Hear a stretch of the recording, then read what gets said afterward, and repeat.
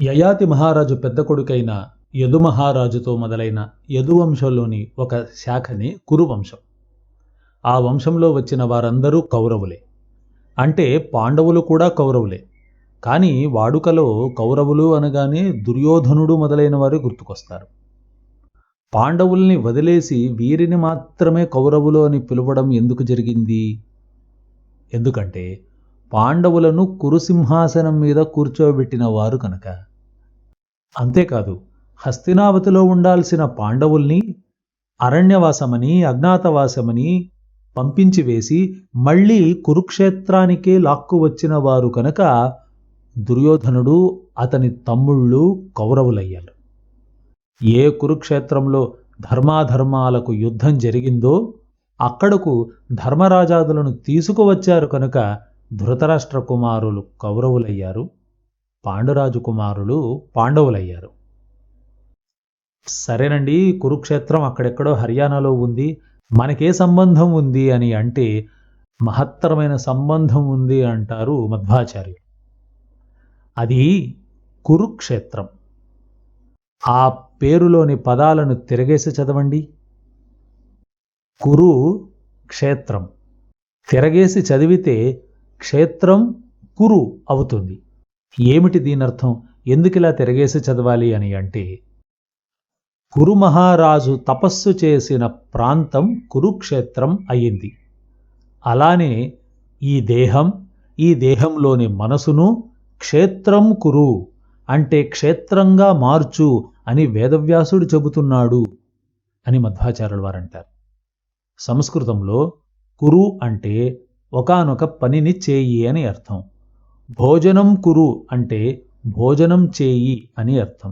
ప్రార్థనాం కురు అంటే ప్రార్థన చేయి అని అర్థం. అలానే క్షేత్రం కురు అని అంటే క్షేత్రంగా మార్చు, క్షేత్రాన్ని చేయి అని అర్థం.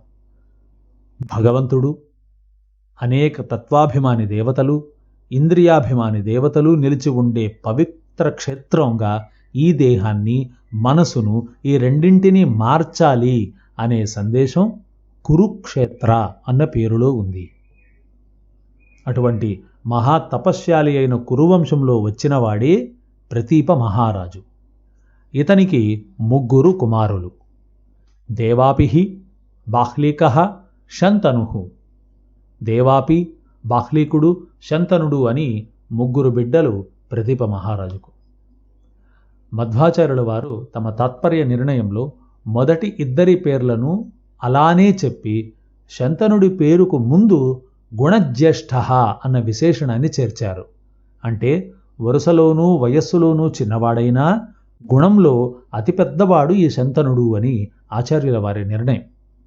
ఎందుకు ఆ పదాన్ని అలా వాడారు మధ్వాచార్యులు అని అంటే, మనం ఎన్నో వారిగా పుట్టాము అన్నది ప్రధానం కాదు, గుణాలలో పెద్దవాళ్లమై ఉండాలి అనేదే ముఖ్యం. గుణజ్యేష్ఠశ్చ శంతనుః అన్న విధంగా ఉండాలి. ఉత్తినే పుట్టి ఎటువంటి సద్గుణాలు సంపాదించకుండా చావడం ఒక విధం, పుట్టి గుణవంతులై బతికి చనిపోయిన తర్వాత కూడా జీవించడం అన్నది మరొక విధం. ఈ 2వ రకానికి చెందినవాడే శంతను.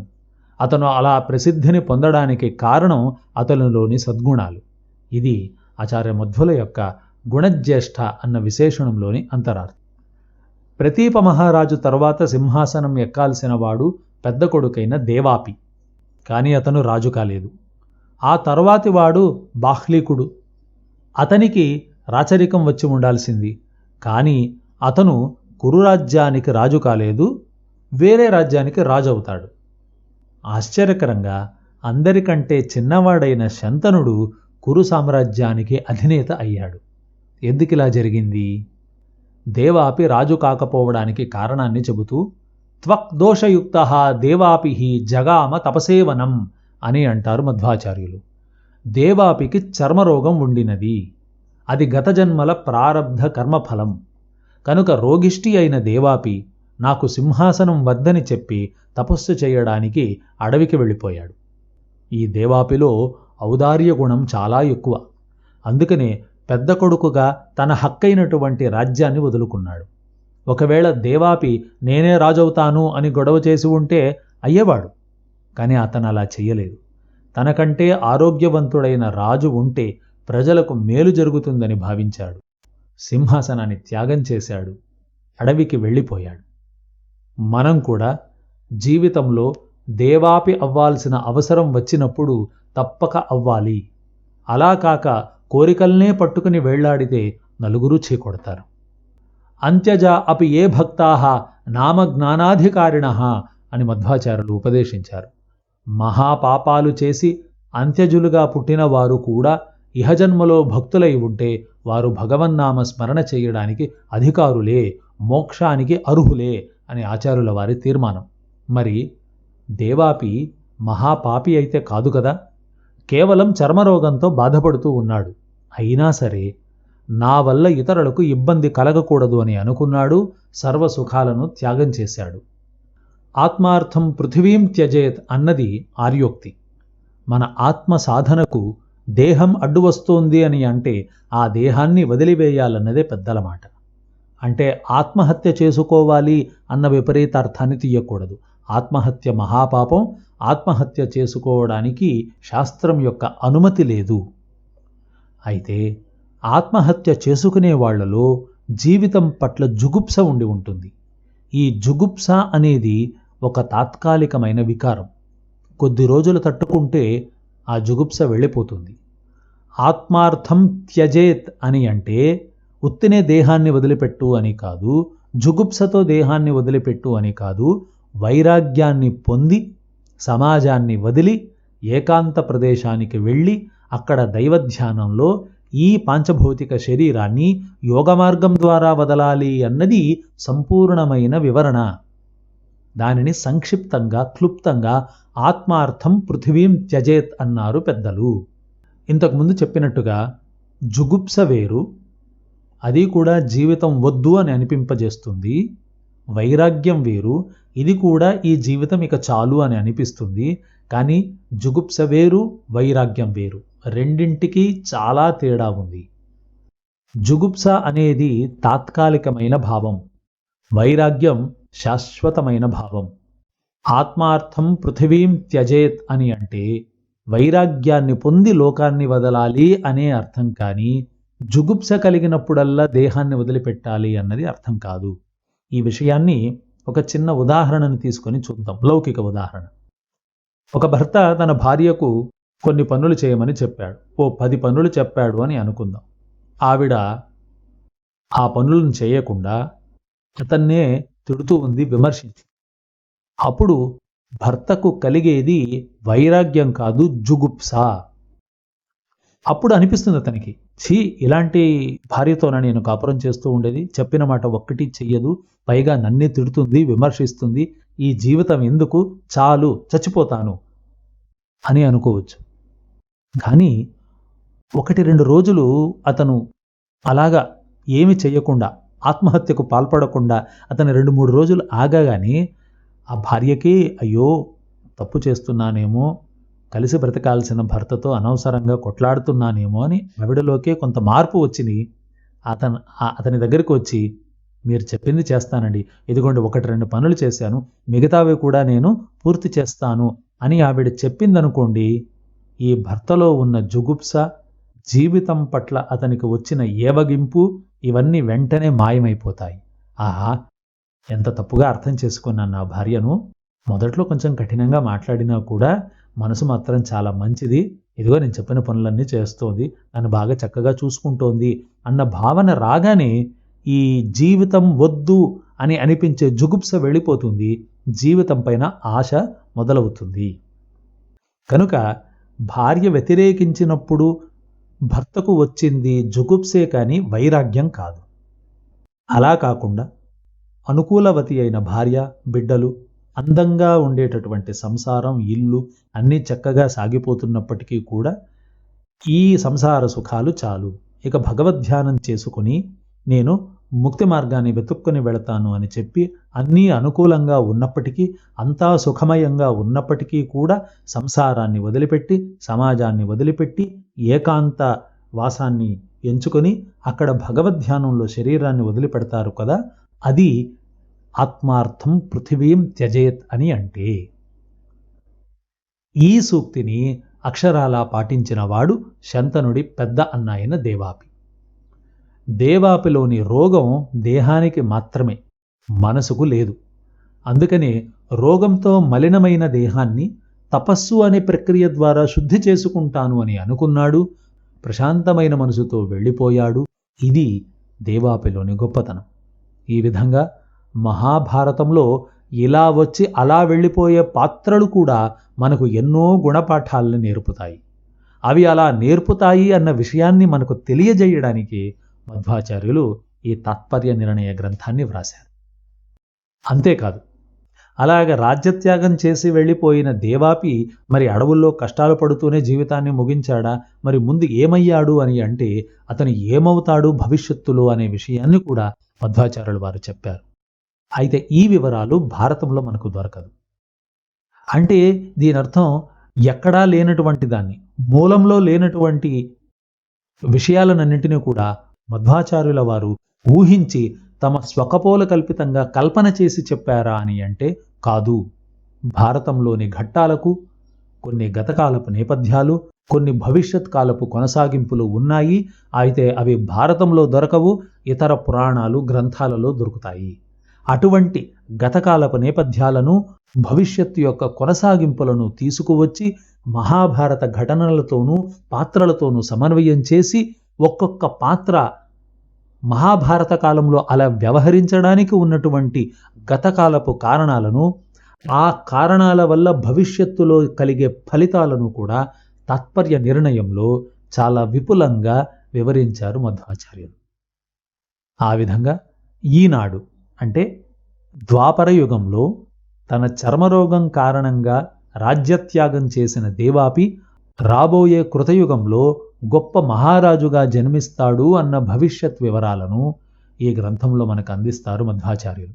ఇలా తాత్పర్య నిర్ణయ గ్రంథాన్ని చదివితే మహాభారతంలోని పాత్రలు, సన్నివేశాలు, ఘట్టాలు ఏవీ కూడా అసంపూర్ణంగా ఉన్నట్టుగా అనిపించదు. అలా కాక భారతాన్ని మాత్రమే చదివి ఊరుకుంటే అసంపూర్ణంగాను అసంబద్ధంగాను ముగిసినట్టుగా అనిపిస్తుంది. మళ్ళీ కథలోకి వస్తే, ఇలా ప్రతీప మహారాజు పెద్ద కుమారుడైన దేవాపి రాజ్యత్యాగం చేసి వెళ్ళిపోయాడు. అతని తరువాత రెండవ వాడైన బాహ్లికుడు తన తండ్రి రాజ్యానికి కాక వేరే రాజ్యానికి రాజుగా వెళ్ళిపోయాడు. ఎక్కడకు వెళ్ళాడు అంటే తాత ఇంటికి వెళ్ళాడు. మాతామహుని ఇంటికి, అంటే తల్లి యొక్క తండ్రి అతని రాజ్యానికి వారసుడిగా వెళ్ళిపోయాడు. ఆ రాజ్యం పేరు బాహ్లీక దేశం. అబ్బాయి పేరు బాహ్లీకుడే. ఇది ఇక్కడ వైశిష్ట్యం. అయితే తండ్రి సింహాసనానికి వారసుడు కావలసినటువంటి బాహ్లీకుడు తాత సింహాసనానికి ఉత్తరాధికారిగా ఎందుకు వెళ్ళాడు అని అంటే దానికి ఒక చిన్న కథ ఉంది, నేపథ్యం ఉంది అని అంటారు మధ్వాచార్యులు. ప్రతీప మహారాజుకు తన కూతురుని ఇవ్వడానికి మునుపే ఆమె తండ్రి అయిన బాహ్లీక దేశపు రాజు ప్రతీపుడికి ఒక షరత్తును పెట్టాడు. తన కూతురికి అబ్బాయే పుడతాడని, ఆ పుట్టే అబ్బాయిని తనకే దత్తత ఇవ్వాలని. చూడండి, ఇక్కడ ఒక విచిత్రం ఉంది. తన కూతురికి పుట్టబోయేది అబ్బాయే అని ఆ బాహ్లీక రాజుకు ముందే తెలుసు. అప్పటికి ఇంకా కూతురికి పెళ్లి కాలేదు, సంసారానికి వెళ్ళనూ లేదు. అయినా సరే అతను కాబోయే అల్లుడికి మొదటగానే చెబుతున్నాడు, మీ ఇద్దరి కలయిక వల్ల ఒక కుమారుడు పుడతాడు, అయితే వాడు నీకు వారసుడు కాదు, నాకు వారసుడవ్వాలి అని. ఈ కాలంలో కూడా మన దగ్గర లింగ నిర్ధారణ చేసేందుకు కావలసిన యంత్ర విజ్ఞానం ఉంది, శాస్త్ర విజ్ఞానం ఉంది. అంటే లింగ నిర్ధారణ అది చట్టపరమైనది కాదు, చట్ట వ్యతిరేకమైనటువంటి చర్య. కానీ ఇక్కడ మనకు తెలుసుకోవలసిన విషయం ఏమిటి అంటే లింగ నిర్ధారణ చేసే విజ్ఞానం ప్రస్తుతం మన దగ్గర ఉంది. కానీ ద్వాపర యుగంలోని బాహ్లీక దేశపు రాజు ఎలాంటి యంత్ర సహాయం లేకుండా కేవలం తన యోగ జ్ఞానంతో తన కుమార్తెకు కొడుకే పుడతాడని తెలుసుకున్నాడు. తన వంశం కొనసాగేందుకు ఆ మనవడినే తన కొడుకుగా దత్తు తీసుకోవాలని అనుకున్నాడు. ఆయన కోరిన విధంగా దేవాపి పుట్టిన తరువాత పుట్టిన అబ్బాయిని ప్రతీపుడు తాత దగ్గరకు పంపించి వేశాడు. ఇంతకు ఎవరి బాహ్లీకుడు అని అంటే ఆచార్య మధ్వులు ఇలా అంటారు: హిరణ్యకశిపోః పుత్రః ప్రహ్లాదః భగవత్పరః వాయునా చ సమావిష్టః మహాబల సమన్వితః. ఈ బాహ్లీకుడు మరెవరో కాదు, కృతయుగంలో హిరణ్యకశిపుని పుత్రునిగా పుట్టిన ప్రహ్లాదుడే. మహాభాగవతోత్తముడు, ముఖ్యప్రాణ అని పిలువబడే వాయుదేవుని అంశతో కూడినవాడు, మహాబలవంతుడు. ఈ అబ్బాయి పుట్టిన వెంటనే ధరా విదారితాహ, పుట్టిన పసిబిడ్డను ఉంచిన చోట నేలకు పగుళ్లు వచ్చాయి. భీముడు పుట్టినప్పుడు పర్వతం పగిలి మొక్కలయ్యింది అన్న కథ మనం ముందు ముందు మహాభారతంలో చూస్తాం. భీముని కంటే ముందే అంతటి బలశాలి కురువంశంలో పుట్టాడు. అతడే ఈ బాహ్లీకుడు. ఇక్కడ ఇంకొక విషయాన్ని మనం గమనించాలి. అందరూ భీష్ముడిని కురుకుల పితామహ అని పిలుస్తూ ఉంటారు. కానీ ఈ భీష్ముడికే పెదనాన్న అయినవాడు ఈ బాహ్లీకుడు. మహాభారత కథ చివరి వరకు బ్రతికినవాడు. అంతేకాదు, కురుక్షేత్ర యుద్ధంలో పోరాడిన వారిలోకెల్లా అత్యంత మహావృద్ధుడు, భీష్ముని కంటే పెద్దవాడు ఈ బాహ్లీకుడు. కానీ ఎందుకో భీష్ముడికే పితామహ అన్న బిరుదు వచ్చింది, బాహ్లీకుడికి రాలేదు. అదేవిధంగా భీష్ముడి పేరుతో భీష్మాష్టమి అని ఉంది. ఆ భీష్మాష్టమి ఒక మహాపర్వకాలం. అతని కంటే వయోవృద్ధుడు, జ్ఞానవృద్ధుడు, మహాబలశాలి అయిన బాహ్లీకుడి పేరుతో ఏ బాహ్లిక అష్టమినో బాహ్లిక నవమినో లేదు. ఎందుకంటే బ్రతికితే భీష్ముడిలా బ్రతకాలి. ఏమిటా భీష్ముడి ప్రత్యేకత? భగవంతుడు ఉన్నాడా లేడా అనే ఒక చర్చా కార్యక్రమాన్ని గనక ఏర్పాటు చేస్తే, ఆ కార్యక్రమంలో సాక్షాత్తు బ్రహ్మదేవుడు, ఇంద్రుడు, శివుడు మొదలైన మహాదేవతలు వచ్చి ఉన్నప్పటికీ కూడా ఏ భూలోకవాసులైతే మా భీష్ముడు ఏం చెబితే దాన్నే నమ్ముతాము అని అంటారో, ఇంకొకరి పేరును ఎత్తరో, అటువంటి గొప్పతనం భీష్ముడి యొక్క స్వంతం.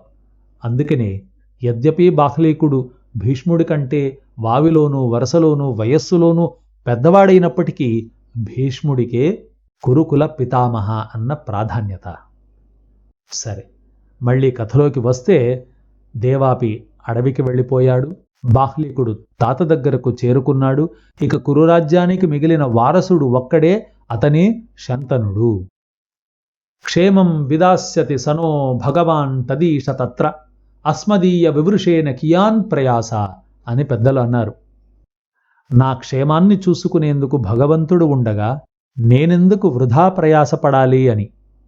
పడాల్సిన అవసరమే లేదంటారు పెద్దలు. అంటే దీని అర్థం ఏ పని చేయకుండా సోమరిపోతుల్లాగా అంతా దేవుడే చేస్తాడని కూర్చోవడమా అంటే, అంతా దేవుడే చేస్తాడు అని అనడం కూడా ఒక అసుర లక్షణం అంటుంది శాస్త్రం. మరి అస్మదీయ వివృషేణ కియాన్ ప్రయాస అన్న మాటకు అర్థం ఏమిటి అని అంటే, మనం మన కర్తవ్యాలను నిర్వహించుకుంటూ వెళ్ళాలి. మనకు అప్పగించిన పనిని మనం చేస్తూ వెళ్ళాలి. మన కర్మకు తగ్గ ఫలాన్ని సరి అయిన సమయంలో అందించి మన యోగక్షేమాలను చూసేవాడు, కాచేవాడు ఆ భగవంతుడు. కనుక కర్మను ఆచరించి కర్మఫలాన్ని భగవంతుని చిత్తానికి వదిలివేయాలే తప్ప, ఫలాపేక్షతో నేను ఈ పని చేశాను కాబట్టి నాకు ఇదే రావాలి, అదే దొరకాలి అని ప్రయాసపడడం వృధా.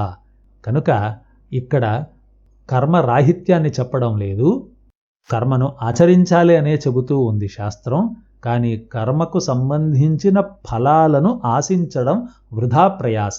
అది భగవాన్ తదీశ తత్ర, అక్కడ ఉన్నటువంటి భగవానుడు, పైన లోకంలో ఉన్నటువంటి భగవానుడు మన క్షేమం విదాస్యతి, నా క్షేమాన్ని అతను చూసుకుంటాడు అని.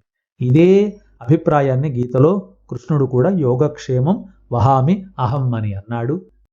అందరికంటే చిన్నవాడైన శంతనుడు ఈ శాస్త్రవచనాన్ని అక్షరాల పాటిస్తూ ఫలాపేక్ష రహితంగా, ఇద్దరు అన్నలు ఉన్నారు, నాకు రాజ్యపాలన అవసరం లేదు అని ఇతను హాయిగా ఉండిపోయాడు.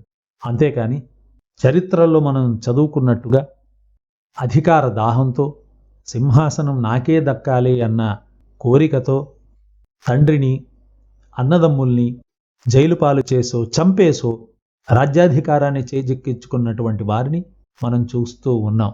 ఇక్కడ శంతనుడు అలాగ చేయకుండా ఫలాపేక్ష రహితంగా రాజ్యాధికారం నా వంతుకు వస్తే వస్తుంది, లేదా అన్నలకు సేవ చేసుకొని ఉంటాను అని ఉండిపోయాడు. అందువల్లనేమో కురు రాజ్యాధికారం అతన్నే వెతుక్కుంటూ వచ్చింది. ఇంతకు ఎవరీ శంతనుడు, అతని నేపథ్యం ఏమిటి అన్న వివరాలను తదుపరి భాగంలో చూద్దాం. శ్రీకృష్ణార్పణమస్తు.